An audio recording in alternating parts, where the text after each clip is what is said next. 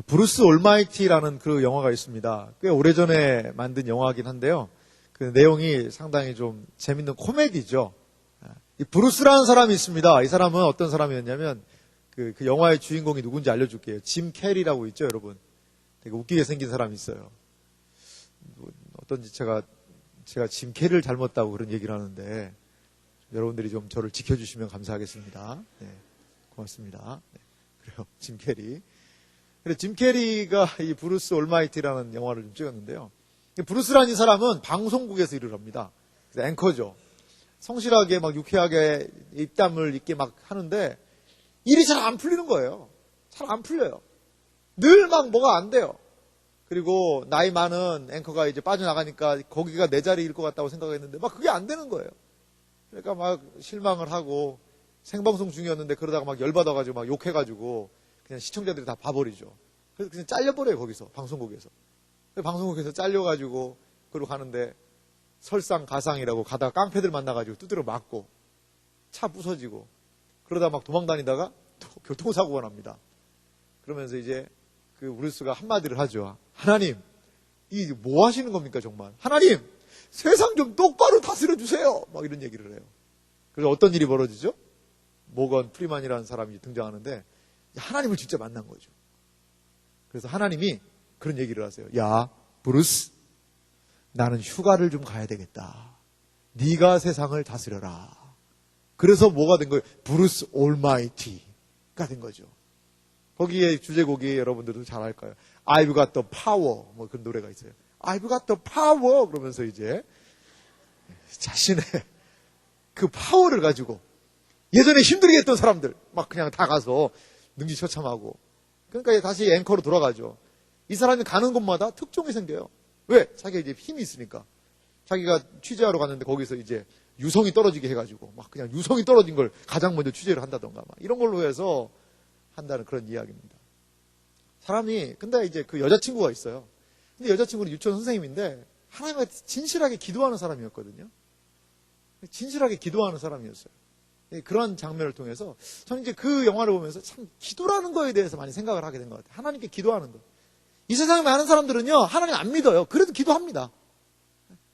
세상 사람들은요, 하나님 믿지도 않는데 기도해요. 어떻게 기도하느냐? 대놓고는 기도 안 하죠. 그거 안 되면 뭐라고 얘기를 해요? 잘 되면 내 탓, 안 되면 누구 탓?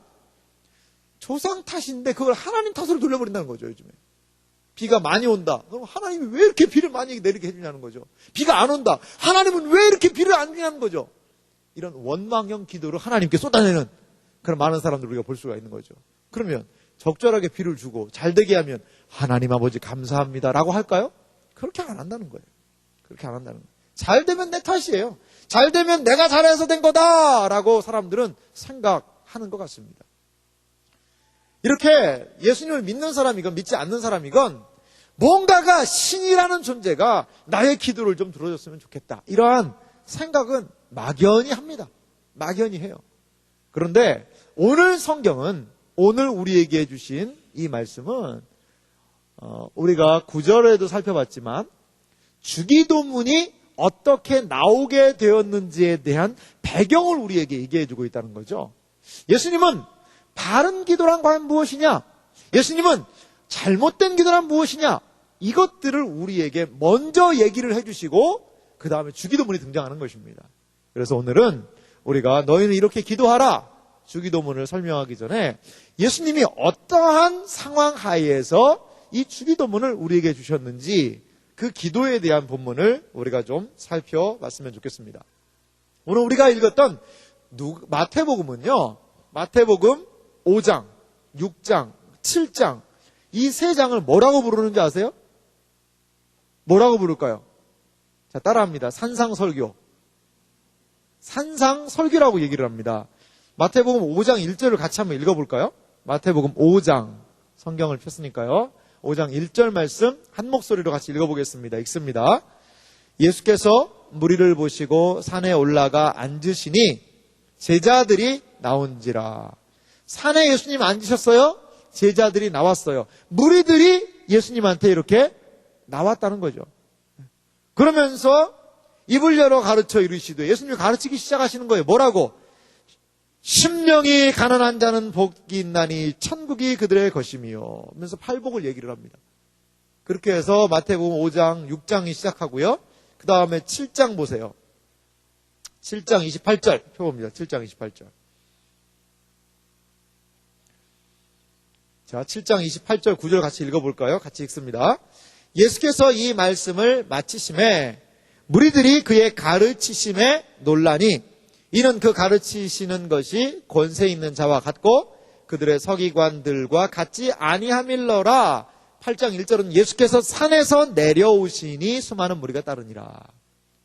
왜 산상설교라고 하는지 아시겠죠? 예수님께서 산에서 설교를 시작하셨어요. 사람들이 나온 거죠. 그리고 마태복음 5장, 마태복음 6장, 마태복음 7장의 설교 내용을 하니까 그 가르침의 사람들이 깜짝 놀란 거예요. 우리 식으로 하면 사람들이 뭐라고 얘기했을까요? 대박! 이렇게 표현한 거예요. 대박. 와, 어쩜 이렇게 말씀을 하실 수 있을까? 그러면서 8장 1절에 보니까 산에서 내려오셨다. 이렇게 얘기하는 거예요. 그래서 마태복음 5장, 6장, 7장을 뭐라고 부른다? 산상설교 이렇게 얘기합니다. 좀 어려운 말로 산상보훈이다 이런 말도 해요. 산상수훈이다 이런 말도 해요. 다 똑같은 말입니다. 보배로운 말씀이다. 뭐 이런 측면의 이야기도 하기도 합니다. 그만큼 마태복음 5장과 6장과 7장은 중요한 그런 말씀이라는 것이죠. 그 중에서 우리가 읽었던 6장 5절부터 보면 예수님이 기도에 대해서 말씀을 해주시는 것을 볼 수가 있어요. 특별히 마태복음 6장은요. 경건 생활의 세 가지 모습을 얘기를 해줘요. 6장 2절 보세요. 뭐가 나오죠? 그러므로 뭐 할 때? 구제할 때. 구제에 대한 이야기가 나와요. 5절은 뭐죠? 또 너희는 기도할 때. 뭐 할 때요? 기도에 대한 이야기가 나옵니다. 16절을 보세요. 마태복음 6장 16절은 뭐가 나오죠? 금식할 때. 그러니까 예수님이 처음에 구제와 기도와 금식. 신앙인들의 가장 중요한 모습이죠. 이 세 가지를 이야기하시는 본문 안에 오늘 주기도문이 속해 있는 거고 그리고 기도에 대해서 얘기하고 계시다는 거죠. 여러분 우리는 기도합니다. 기도하는데 어떻게 기도하는 것이 옳을까? 브루스가 신을 향하여서 그냥 푸념조로 그 얘기하듯이 그런 기도, 잘못된 기도잖아요. 그럼 과연 어떻게 기도해야 되냐는 것이죠. 지난 시간에 기도해야 된다는 것에 대해서 많이 말씀을 드렸는데 그럼 나는 어떻게 과연 기도하는 것이 옳은 기도일까? 이게 참 많이 생각이 들 거예요. 제가 주중에 기도에 관한 설교를 해야 되니까 기도에 관한 그런 좋은 신앙의 선배들의 글들을 좀 찾아봤어요. 읽었습니다. 근데 정말 너무나도 많은 사람들이 강력하게 얘기해요. 기도가 뭐냐? 기도가 무엇일까요? 기도는 영적인 호흡이라는 거예요. 영적인 호흡. 기도는 거듭난 사람이 하나님의 자녀이고 하나님의 백성이라면 호흡하듯이 하는 것이 기도라는 거죠. 아이가 태어나요, 여러분. 아이가 태어났는데 숨을 안 쉬어봐요. 어떻게 돼요? 숨을 안 쉬어요. 그럼 죽죠. 그래서 숨 안 쉬는 애들은 숨 쉬는 게 뭐예요? 응애 응애 하고 우는 거예요. 우는 거예요. 그래서 숨 안 쉬면 어떻게 하는지 알아요? 뒤집어가지고 엉덩이를 때립니다. 엉덩이를 이렇게 탁탁 때립니다. 그러면 클룩클룩 하면서 숨도 쉬고 울기도 하는 것들을 볼 수가 있어요. 숨을 쉬어야 애가 삽니다, 여러분. 숨을 쉬어야. 여러분, 하나님을 믿는 하나님의 자녀가 어떻게 살 수 있을까요? 기도를 해야 사는 거예요. 기도를 해야죠. 기도하지 않으면 하나님의 자녀는 살 수 없습니다. 살 수 없어요. 여러분, 여러분들의 신앙생활이 상당히 무기력해져 있지는 않습니까? 여러분들의 신앙의 생활이 너무나도 힘이 빠져 있지는 않습니까? 여러분들의 신앙의 생활이 늘 세상에 치여서 간신히 이렇게 있지는 않아요? 이 세상에 많은 사람들, 종류의 사람들이 있습니다. 어떤 사람들은 병원에 누워 계신 분들 계세요. 저도 목사니까 병원을 자주 찾아가잖아요.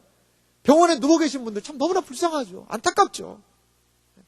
근데 어떤 분, 제가 아는 분인데 그분은요, 정말 오랫동안 병원에 누워 계셨어요. 식물인간으로. 반응이 없어요. 근데 그 유족이 아니라 그 가족들이요, 얼마나 이분을 극진하게 모시는지 몰라요. 특히 그분의 따님이 정말 자기 아버지를 극진하게 모시고 하는 그런 장면을 제가 옆에서 지켜봤어요. 자주 찾아가서 인사도 드리고 기도해 드렸죠. 근데 참 불쌍하다, 안타깝다, 이런 생각이, 하나님이 좀 깨어나게 해주셨으면 좋겠다, 이런 생각이 많이 들었던 것이 사실이죠.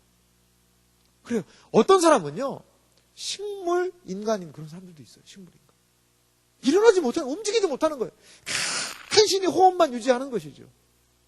그리고 어떤 사람은 식사도 하고 왕성하게 활동하는 그런 사람들도 있지 않겠습니까? 여러분, 살아있다는 것으로만 만족해서는 안 됩니다. 활동하는 사람이 되어야 된다는 거예요. 여러분의 신앙은 어떻습니까? 간신히 죽지는 않았는데 살아있는 것도 아닌 그런 모습 아니세요? 막 간신히 숨을 그냥, 우리의 신앙생활이 간신히 그냥 정말 억지로 간신히 예배에 나와서, 그것도 졸린데 힘든데 간신히 졸음 참아가면서 예배 드리고, 예배 마치면, 예배 나오면, 오늘은 목사님이 설교를 좀 짧게 하면 좋겠다, 이것이 예배의 유일한 바람이지 않습니까? 혹시 예배가 시작되면 예배가 끝나기를 사모하는 거 기다리는 거예요. 예배가 시작되면 예배 끝나는 것이 목표가 돼버리는 그런 삶. 아니, 여러분, 그런 생활 살고 있지는 않습니까?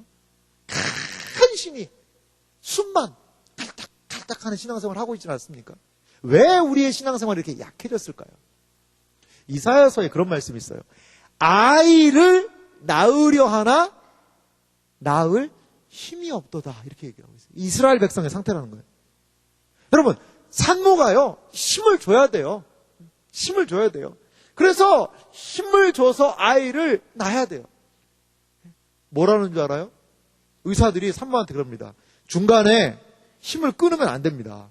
끝까지 힘을 주셔야 됩니다. 안 그러면 아이 다칩니다. 그러니까요, 산모들이요, 정말 사력을 다해서 막 이 실핏줄이 터져요. 그럴 정도로 아이를 낳으려고 노력을 합니다. 노력을 해요. 근데 아이를 낳아야 되는데 낳을 힘이 없다는 거예요. 힘이 없다는 거예요. 그게 이스라엘 백성의 상태였다는 거예요. 우리 그런 모습 아닙니까? 삶을 믿음으로 힘있게 살아도 부족할 판인데 힘이 없어. 월요일 날 가면 아유, 힘들다. 언제 금요일 되나? 언제 금요일? 우와, 시간 왜 이렇게 안 가나? 월요일 오전에 벌써 어떤 댓글에 보면, 제가 이제 월요일 오전에 그래도 조금 여유가 있으니까 신문 기사도 좀 살펴보고 그러면요, 전혀 신문 기사와는 상관없는 댓글들이 많이 올라오더라고요.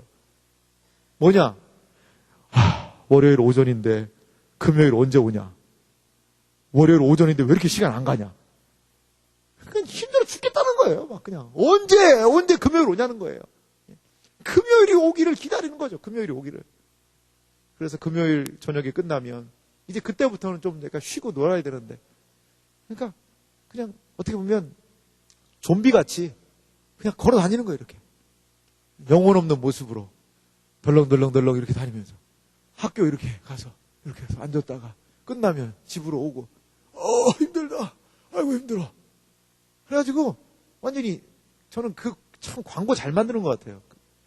이제 사실적으로 느낌이 확 오던데, 그 무슨 음료 선전이었던 것 같은데, 지하철에 사람이 어떻게 돼 있어요? 인간이 아니죠. 떡이죠, 떡. 지하철에 사람이 이렇게 있는데 그게 사람이 아니라 떡이 이렇게 완전히 이렇게 해서 휘청휘청 하면서 이게 떡이죠. 완전히 떡이 된 거죠. 떡이 된 거죠.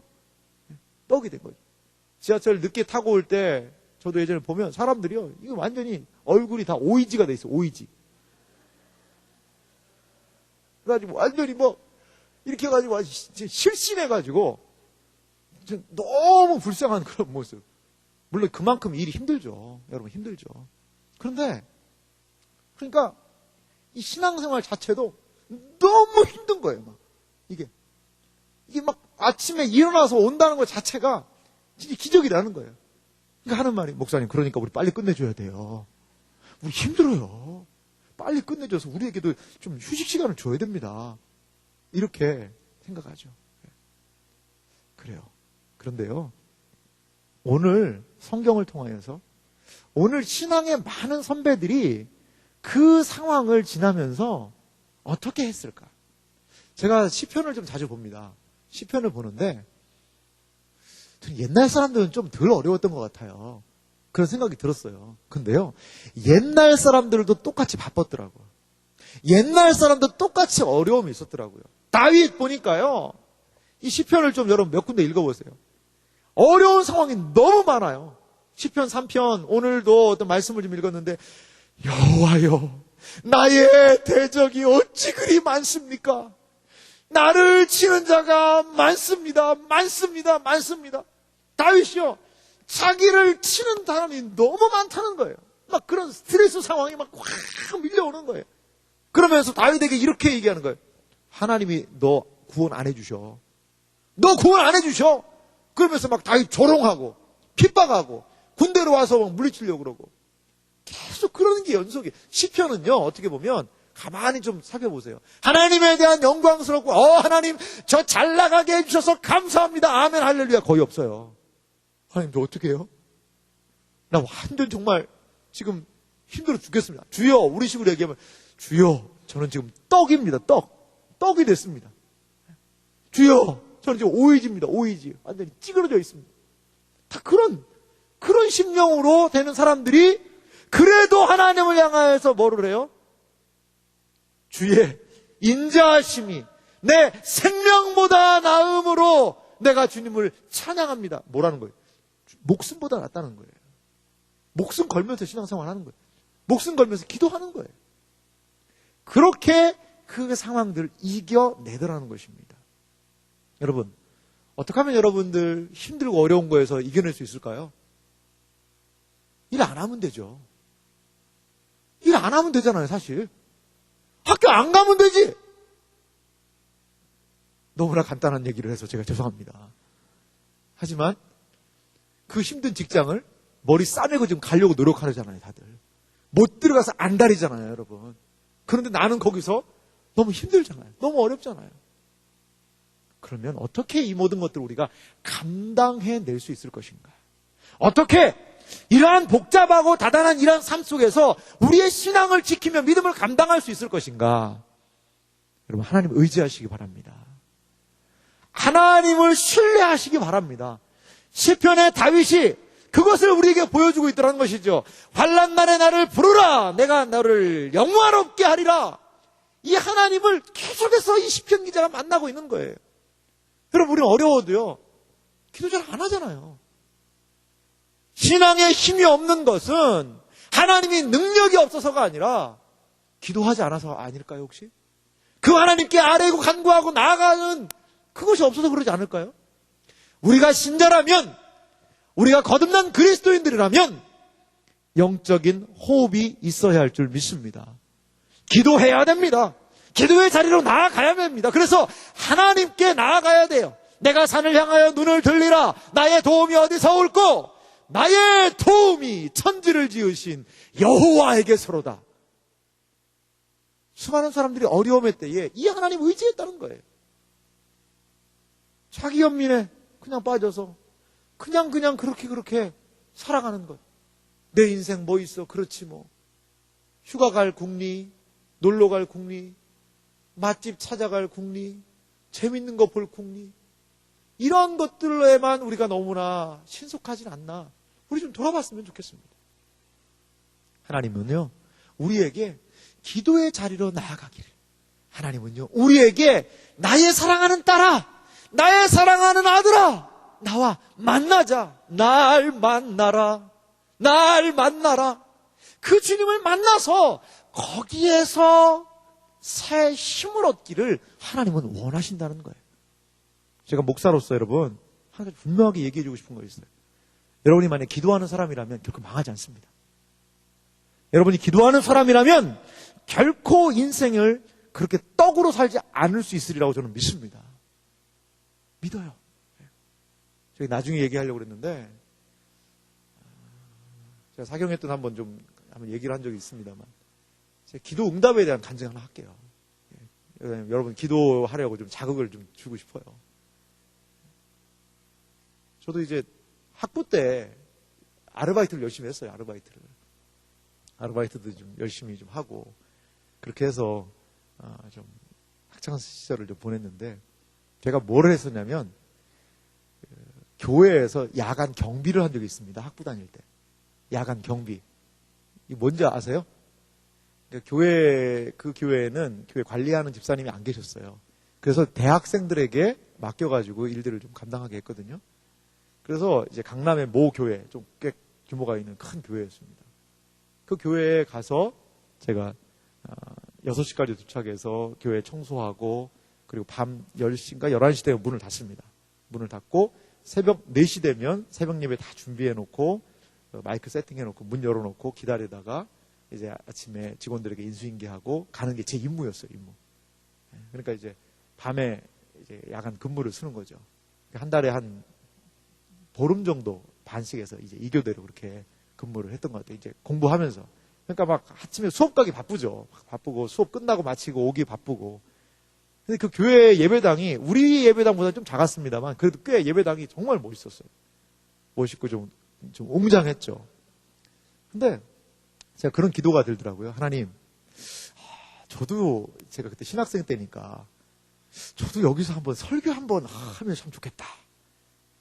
하나님, 설교 좀 한번 여기서 할 수 있도록 시켜주시면 안 돼요? 이런 제가 기도를 한 적이 있어요. 기도를. 그래서 저는 그 기도 제목 잃어버렸습니다. 잃어버렸는데 그게 1999년? 98년? 뭐 이 정도쯤인 걸로 생각을 하는데요. 그 이후로부터 한 12년이 지났어요. 그랬는데 그 교회에서 연락이 온 거예요. 저한테 우리 교회에 부목사로 와줄 생각이 있느냐. 그래가지고 제가 그 교회를 다시 한번 쭉 갔죠. 갔더니 정말 그 한 12, 3년, 3, 4년이 지났는데도 예전 모습 그대로 있더라고요. 그래서 제가 거기에 부임 설교를 처음 했습니다. 바로 예전에 제가 기도했던 그 자리에 하나님 딱 세워주시더라고요. 그래서 그 교회가 그 사회보던 목사님이 그러더라고요. 우리 교회가 강단하고 성도들하고도 거리도 좀 멀고 막 건물이 이렇게 웅장해가지고 처음 설교하기가 참 쉽지 않으신데 목사님 그래도 잘 안 떨고 설교 하시네요. 보통 막 일반 목사님 노릇이면 많이 막 떠시는데요. 그런 얘기를 하더라고요. 제가 그냥 웃었죠, 속으로. 근데 제가 언제 12, 3년 전에 거기서 기도했던 거예요. 하나님 그런 기도를 들어주시더라고요. 수많은 교회가 많이 있었는데 그 교회를 다시 가게 하셔서 그 교회에서 사역 잘 감당하고 그리고 이제 다른 사역지로 간 기억이 있습니다. 정말 너무나도 작은 일이었거든요. 근데 하나님이 그 기도를 들으시고 그 자리에 세워주시더라고요. 우리가 사는 모습의 하나하나 사실 말씀 듣는 건 열심히 할 수 있어요.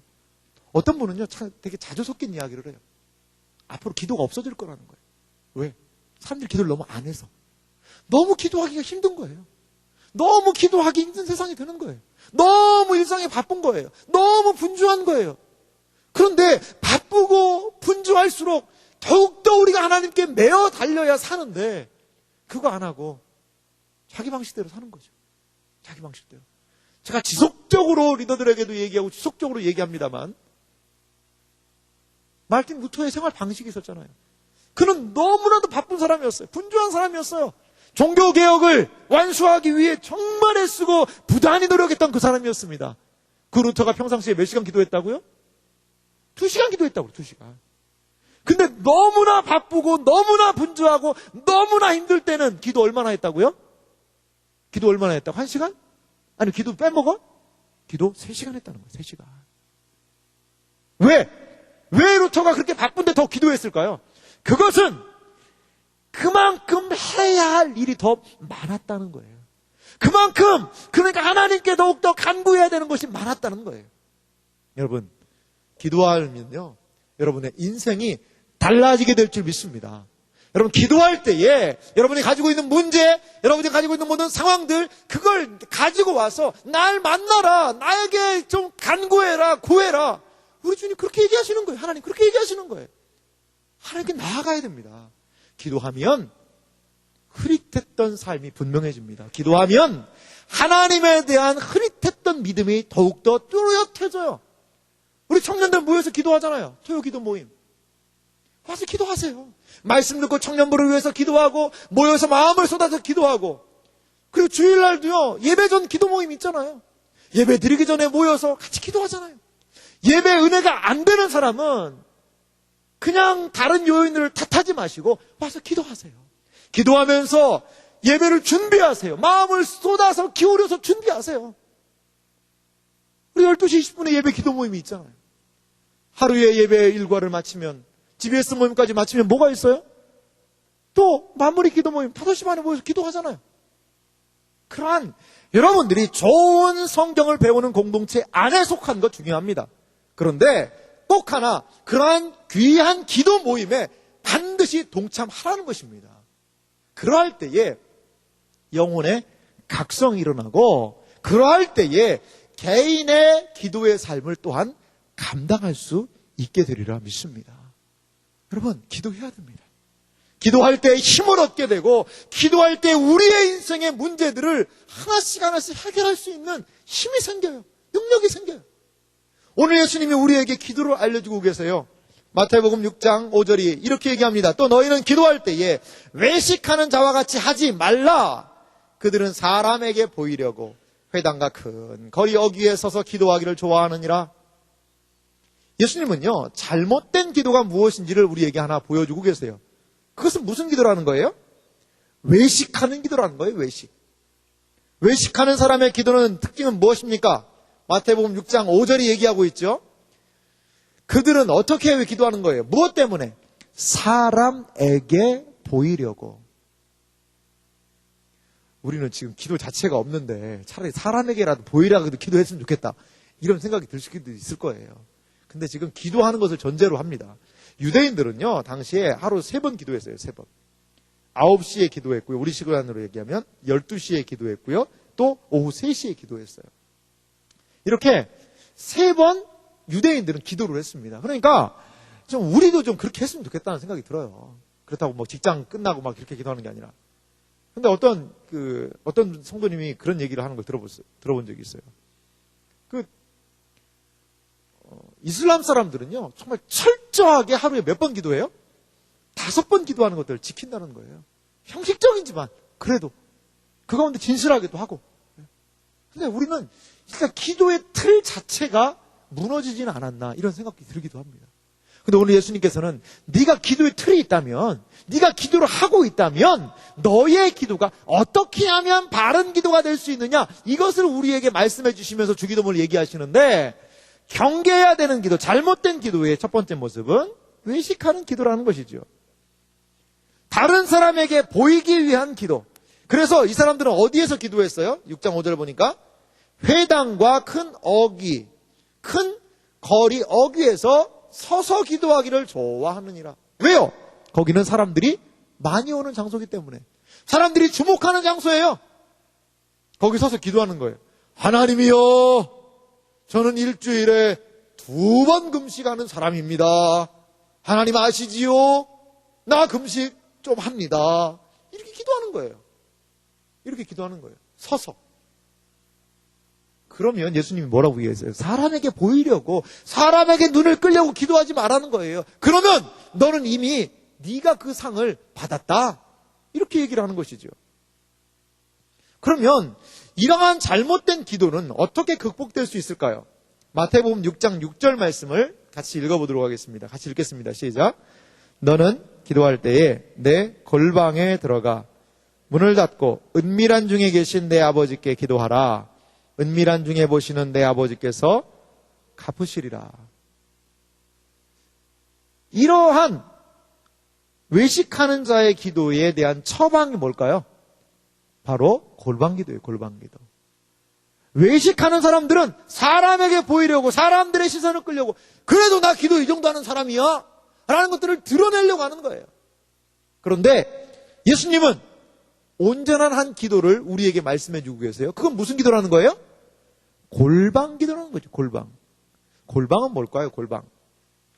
골방이라는 것은요, 유대인 문화를 좀 생각해 볼 필요가 있는데요.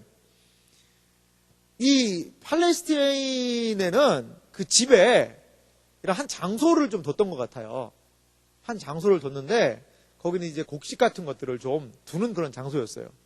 이 골방의 의미를 생각할 때 먼저 골방은요, 이 하나님께 집중하기 위한 은밀한 장소라는 그런 의미가 있습니다. 하나님께 집중하기 위한 은밀한 장소라는 거죠. 골방이. 그런데 이러한 그 당시의 사람들은 이 골방이라는 곳이 있었는데 그 당시에 이제 로마의 압제에 있었잖아요. 그러니까 막 음식이나 이런 것들도 막 뺏기는 거예요. 로마 사람들에 의해서. 그러니까 집안에다가 한 장소를 해서 은밀하게 곡식이나 이런 것들을 식료품을 감추어 두었던 그러한 장소가 있었다고 그래요. 그래서 거기에 가족을 위해서 집안 은밀한 곳에 창고에 숨겨놨었는데 이 식량을 가지러 갈 때는 은밀하게 접근했다는 거죠. 그러한 장소입니다. 그래서 이 골방이라는 것은 어떤 측면에서 개인적인 사적인 그런 의미가 있어요. 매우 숨겨진 장소라는 그런 의미가 있는 것이죠. 드러내놓고 하는 그런 것이 아니라 매우 은밀하고 숨겨진 그런 사적인 공간으로 들어가라는 것입니다. 하나님 한 분만을 향하여 집중된 마음을 가지고 기도하는 장소, 거기가 바로 골방이에요. 하나님께만 집중해야 돼요. 그런데요, 여러분, 만약에요, 우리가 기도하는데 여기 본당 로비 앞에, 이 예배당 앞에 로비에서 기도한다고 생각해 보세요. 거기서 이렇게 손을 들고 기도한다고 생각해 보세요. 저는 하나님께 기도하고 있습니다. 물론 저 그 마음을 믿습니다. 하지만 지나가는 사람들이 의식이 될까요? 안 될까요? 될 수밖에 없죠. 지나가는 사람은 의식할 수밖에 없는 거예요. 그런 기도는 아니라는 거예요. 그 당시에 만연되었던 잘못된 기도라는 것이죠. 그래서 골방으로 그 당시의 생활 문화권에서 음식을 숨겨두었던 은밀한 장소였던 그 골방으로 들어가서 기도하라라고 예수님은 말씀하고 계시는 것이죠. 두 번째, 골방은 이런 의미가 있습니다. 골방은요, 물리적인 장소만을 의미하는 것이 아니라 하나님께 집중하기 위한 곳이라는 거예요. 하나님께 집중하기 위한 것. 골방은 단순히 물리적인 장소만은 아니라는 것입니다. 복잡한 곳에 있다 하더라도 그의 마음이 하나님께만 집중될 수 있다면 그것은 바로 그 사람의 골방이 될 수 있는 거예요. 직장인들이 얼마나 기도하기 힘듭니까? 기도하기 힘들죠. 저녁 늦게 와요. 집에서 기도하다가 거의 침대에서 자잖아요. 기도하다가. 그리고 아침에 간신히 일어나서 직장 또 가잖아요. 기도할 시간이 어디가 있어요? 언제 있어요? 없죠. 그래서 제가 이렇게 처방한 적이 또 있어요.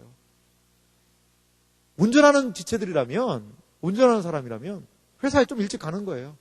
10분만 일찍 가라. 그리고 주차장에다 차 파킹하고 거기서 기도하는 거예요. 운전대 붙잡고. 제가 그렇게 권면을 했어요. 그랬더니 한 지체가 이걸 실천하기 위해서 노력을 했더라고요. 그래서 요즘에는 주차장에 후미진 곳을 찾아내려고 노력을 한다고 그러더라고요. 후미진 곳을. 왜? 이렇게 기도하다 보니까 주변에 지나가던 사람들이 이상하다는 듯이 보는 것 같아가지고 후미진 곳으로. 왜? 뭐 하려고? 기도하려고. 5분이라도 10분이라도 기도하려고. 어떤 분은 좀 일찍 가가지고 빈 회의실을 찾아 들어간다는 얘기도 있어요. 빈 회의실. 왜냐하면 몇 시 회의하는 게 적혀 있으니까. 빈 회의실에 들어가서 거기에서 그래도 말씀이라도 한 장 보고 그래도 기도하려고 애쓴다는 거예요. 거기는 골방일 줄 믿습니다. 거기가 바로 하나님 만나는 자리일 수 있어요. 그렇게라도 해야 돼요, 여러분. 대학생들 어디? 공강실이라도 가야죠, 공강실이라도 문을 열고 들어가서 거기에서라도 기도하면서 하루를 시작해야죠. 그래야 삽니다, 여러분. 그래야지만 신자로서의 삶을 감당할 수 있다는 거예요, 여러분. 에휴, 나는 환경이 이렇기 때문에 기도 못해. 에휴, 나는 환경이 이래서 기도 못해. 아니요, 그러지 마세요.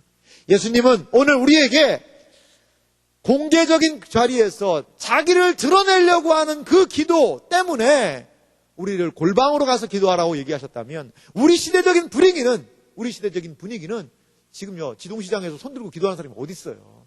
없잖아요. 우리 시대의 골방은 무엇이냐? 사람들의 시선을 피할 수 있는 장소. 바쁘고 분주하지만 나의 시간을 쪼개서라도 하나님께 나아갈 수 있는 장소.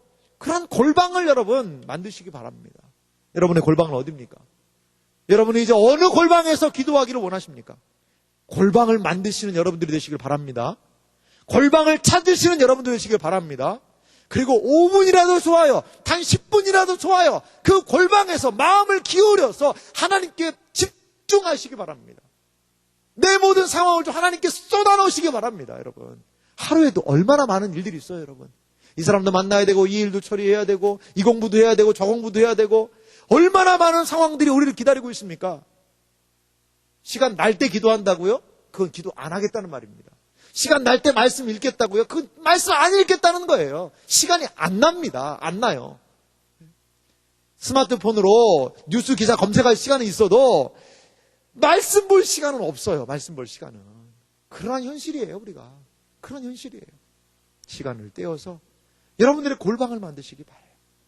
그래서 그 골방이 하나님께 은밀하고도 하나님께 집중하여 기도할 수 있는 장소가 되기를 주님의 이름으로 간절히 소망합니다. 두 번째는요, 잘못된 기도를 예수님이 또 얘기를 하고 계세요. 뭘 얘기하시냐면요, 7절 말씀을 같이 읽어볼까요? 마태복음 6장 7절 말씀, 졸린 사람도 크게 읽습니다. 같이 읽습니다. 시작. 또 기도할 때에 이방인과 같이 그들은 말을 많이 하여야 들으실 줄을 생각하느니라. 여기 이방인들은 뭐예요? 어떻게 기도한다는 거예요? 이방인은 유대인을 제외한 사람들이 아닙니다. 하나님의 백성이 아닌 사람들, 이렇게 얘기할 수 있어요. 하나님을 믿지 않는 사람들, 그 사람들을 이방인이라고 여기서 얘기하는 것 같아요. 그 사람들은 어떻게 기도한다는 거예요? 중언부언이라는 말이 있어요. 중언부언은요, 말을 많이 한다, 이런 말이 있습니다. 생각 없이 말하다, 쓸데없이 말하다, 이렇게 하는 것이 있어요. 이렇게 하는 게 바로 중언부언입니다. 중언부언의 특징은 뭘까요? 반복이죠, 반복. 그래서 중언부언의 대명사가 뭐예요? 주문입니다, 주문. 반복적으로 하는 거예요. 말에는 어떤 힘이 있고 세상을 움직이는 코드가 있어서 그 말을 반복하면 그러한 것들이 이루어진다라고 우리나라에 포교하는 이단은 아니죠. 집단이 있어요. 그게 뭐냐? 남묘호랭개교라는 거예요. 남묘호랭개교.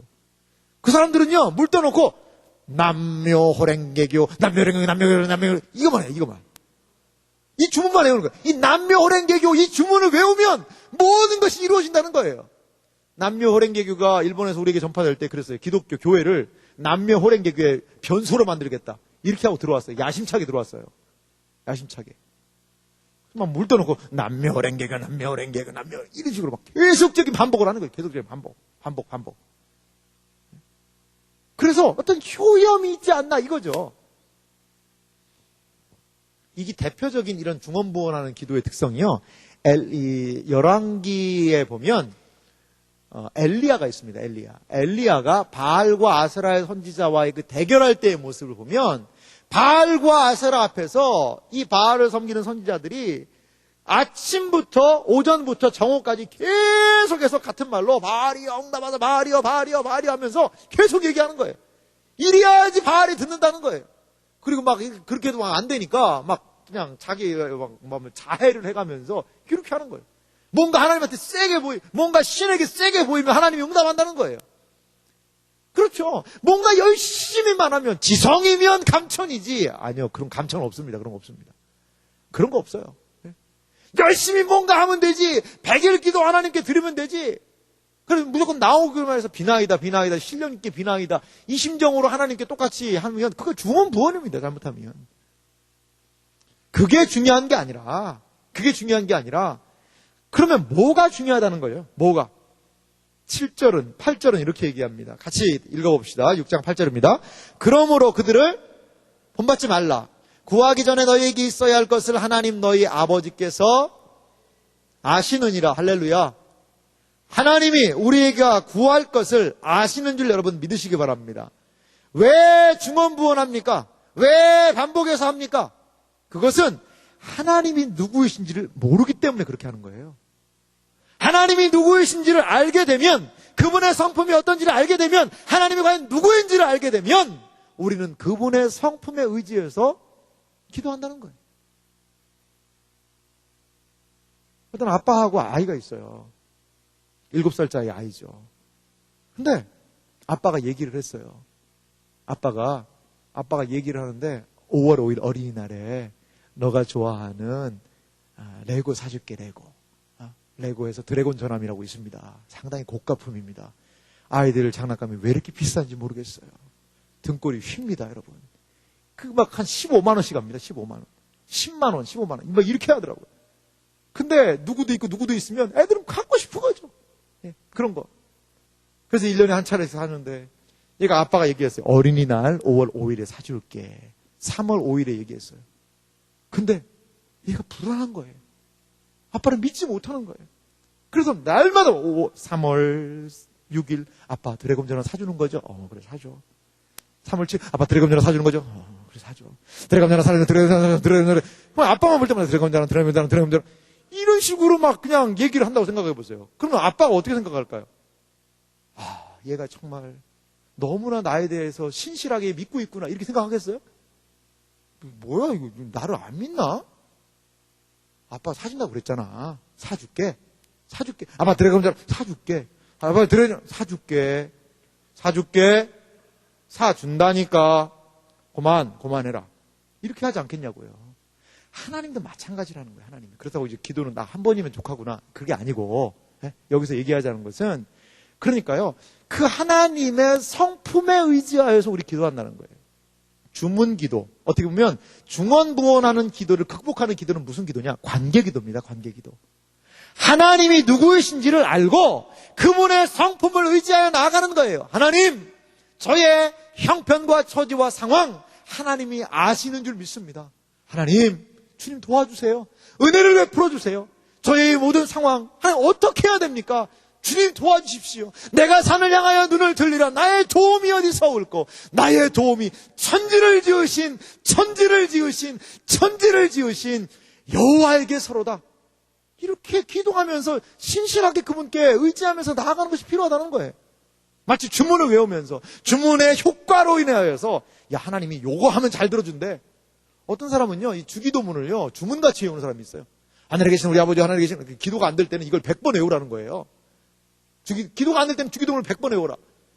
이게 뭡니까? 물론 한 번 암송할 때마다 마음을 기울여서 하면 의미가 있다고 봐요. 근데 주문 외우듯이 하늘에 계신 무슨 이게 반야심경 외우는 겁니까? 나무아미 다벌 관세 모살 알아 봐라 이런 거 아니잖아요.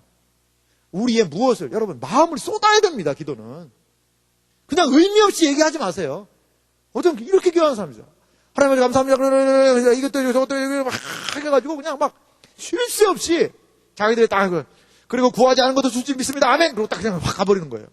내가 응답해 주려고 했는데 벌써 가버리고 없는 거죠. 그게 아니라 정말 마음을 좀 진지하게 쏟아놓고 기도하시라는 거죠. 중언부언 하지 마시고 그냥 의미 없는 말 반복하지 마시고 실질적인 기도를 좀 하라는 거예요. 실질적인. 너 예수께 조용히 나가 내 모든 짐 내려놓고 내 모든 짐을 마음의 짐을 내려놓으려면 어떻게 해야 돼요? 그냥 몇 마디 그냥 이렇게 해서 지체들이 얘기했던 거 그냥 몇 마디 쑥 하면 그 마음의 짐이 내려놔서요? 아니잖아요. 마음을 좀 쏟아놔야 되잖아요. 여러분, 제가 이걸 계속 기도할 때마다 이거 하는 뭐예요? 기울여. 기울이는 게 뭐죠? 이걸 기울이면 어떻게 돼요? 이걸 물이 쏟아지잖아요. 여러분의 마음, 심령 상태에 가득 차 있는 근심, 걱정, 염려, 낙심, 모든 상황들 이거를 좀 하나님 앞에서 기울여야 돼요. 마치 두레박에서 물을 길어 올리듯이 두레박에서 바구니를 샘에다가 던져가지고 그걸 끌어올리잖아요. 그걸 건져 올려서 물을 확 쏟듯이 마음에서부터 내 마음 속에 있는 것 그게 하나님 저는 왜 이렇게 안 믿어져요? 하나님 저한테 삐지셨나요? 왜 저는 요즘에 이렇게 안 됩니까? 이런 것도 좋아요. 다 좀 쏟아내라는 거예요. 토해내라는 거예요. 한 번만 하지 말고 지속적으로 어디에서? 골방에서 이렇게 예수님이 기도하라고 우리에게 지금 말씀하고 계신 거라는 거죠. 여러분에게는 이런 하나님과의 관계기도 있습니까? 이러한 관계기도 있어요? 하나님의 성품을 의지해서 우리가 하나님의 말씀을 들을 때마다 하나님 이런 분이시구나, 하나님 이런 분이시구나, 이렇게 하시네, 이런 분이시네, 그 관계를 부여잡고 하는 그 기도, 그게 있냐는 거예요. 이렇게 기도하는 사람은 삶이 달라질 줄 믿습니다. 이렇게 기도하는 사람들은 기도할 때에 하나님 안에서 그 문제들이 하나님 앞에서 해결될 줄 믿습니다.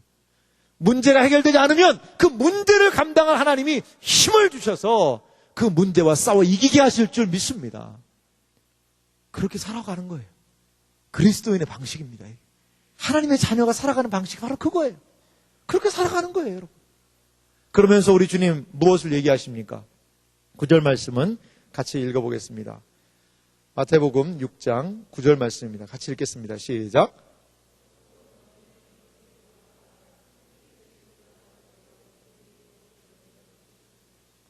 그러므로 너희는 이렇게 기도하라.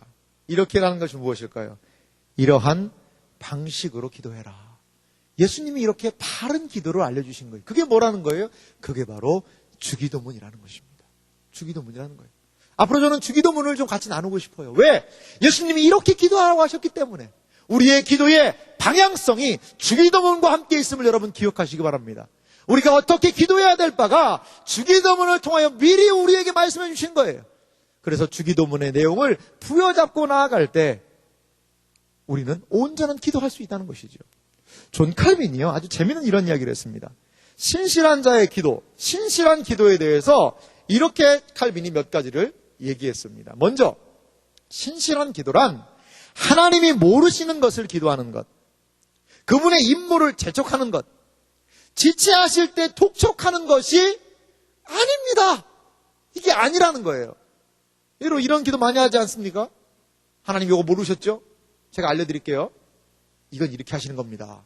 하나님을 막 가르쳐. 어떤 사람들은. 그분의 임무를 재촉해. 하나님 이러실 수 있습니까? 아니 성경에 보십시오. 여기 이런 말씀이 있고 여기 이런 말씀이 있는데 하나님 이렇게 하셔야 되는 거 아닙니까? 하나님 이렇게 해주세요. 뭐 이렇게 해도 어떤 사람 지체하실 때 독촉. 하나님 어떻게 된 겁니까 지금? 이러시깁니까 정말? 저 다 죽습니다. 이렇게 할 겁니까 정말? 이런 식으로. 그리고 어떤 분은요 막 하늘 기도 중에 무서운 기도가 있어요. 하늘 보좌를 흔드는 기도. 책 제목이 그거예요. 하늘 보좌를 움직이는 기도. 그러니까 하나님이 하늘 보좌에 의자에 앉아 계시니까 막 그 보좌를 막 흔드는 거죠. 막 하나님이 야 미안하다. 뭐 어떤 사람 막 예수님 팔 꺾기 기도. 막 예수님 막 팔 꺾는 거예요. 야, 미안하다. 알았어. 내가 들어줄게. 막 협박하고 하나님한테. 그게 아니라는 거예요. 그럼 이건 뭐예요? 막 자기의 뜻을 관철하는 기도죠. 그런 기도가 아니라는 거예요. 하나님께 우리의 인격을 쏟아내고 그분의 인격을 의지하면서 나아가는 것. 이것이 바로 인격적인 기도요, 관계 기도요, 그분의 성품을 의지하는 그러한 기도라는 것입니다. 두 번째 칼빈은요, 신실한 기도를 이렇게 얘기해요. 신실한 기도는 하나님의 약속을 기억하면서 자신의 염려를 그분께 맡기는 것입니다. 여러분 꼭 이거 하시기 바라요. 너의 염려를 맡기라. 너의 염려를 지속적으로 맡기라고 이야기를 하고 있어요. 마태복음에서도 지속적으로 얘기하는 것이 무엇입니까? 그 염려를 맡기라는 거예요. 그러므로 내가 너에게 이르노니 목숨을 위하여 무엇을 먹을까, 무엇을 마실까, 몸을 위하여 무엇을 입을까 염려하지 말라. 목숨이 음식보다 중하지 아니하며 몸이 의욕보다 중하지 아니하니야. 염려하지 말라. 오늘 있다가 내일 아궁이에 던져지는 들풀도 하나님이 이렇게 입히시거든 하물며 너희일까 보냐.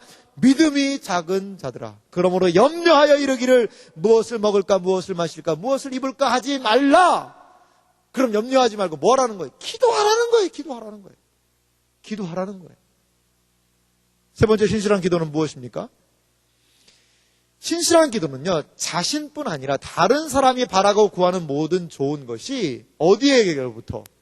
하나님에게서만 온다는 것을 기억하고 간구한다는 거예요. 여러분, 우리의 인생의 가장 좋은 것들, 하나님께로부터 우리에게 온다는 것을 여러분 믿으시기 바랍니다. 여러분이 구하는 가장 귀한 것들, 그것은 내가 노력해서 잘된 거지, 내가 투자해서 잘된 거지, 내가 얻은 것이지, 나의 경험의 산물이지, 이렇게 하지 마세요. 우리 신자의, 하나님의 백성과 하나님의 자녀의 가장 좋은 것들, 그것은 하나님이 주신다. 이것을 여러분 기억하시고 기도하는 여러분들 되시길 바랍니다. 여러분은 과연 지금 어느 상황에 놓여 있습니까? 무엇을 위해 기도해야 됩니까? 기도의 제목을 모르겠다는 지체들도 있어요. 그러면 기도의 제목을 달라고 기도하세요. 나의 상황을 좀 내려놓고 기도하세요.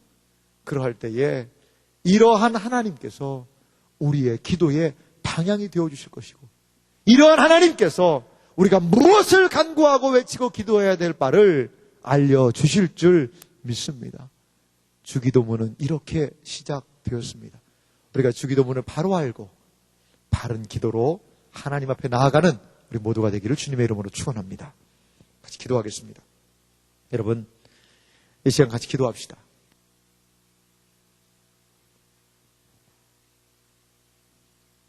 하나님은 늘 은밀히 보시는 하나님이십니다. 우리의 모든 간구도, 우리의 모든 기도도 충분히 들으실 수 있는 그런 분이세요. 여러분, 기도하고 있습니까? 기도에 대한 설교를 듣는 것으로 기도가 대치될 수 없습니다. 기도에 대한 글을 읽는 것으로 기도가 대치될 수 없습니다. 여러분, 자신이 기도해야 돼요. 여러분의 골방은 어디입니까? 주님은 골방에서 여러분들을 만나고 싶어 하세요. 여러분, 골방에서 주님 만나야 됩니다. 기도해야 됩니다. 왜 여러분, 우리의 삶이 그렇게 힘이 없습니까? 왜 우리는 그런 연약함 가운데 거하고 있습니까? 왜 우리는 그렇게 의기소침하고 인생에 힘이 없고 그렇게 살아가야 됩니까? 기도하지 않기 때문이 아닙니까? 하나님께 은밀한 자리, 기도의 자리로 나아갈 수 있도록 도와달라고, 예수님과 같이 기도할 수 있도록, 바른 기도로 나아갈 수 있도록 도와달라고 말씀을 생각하며 같이 기도하도록 하겠습니다.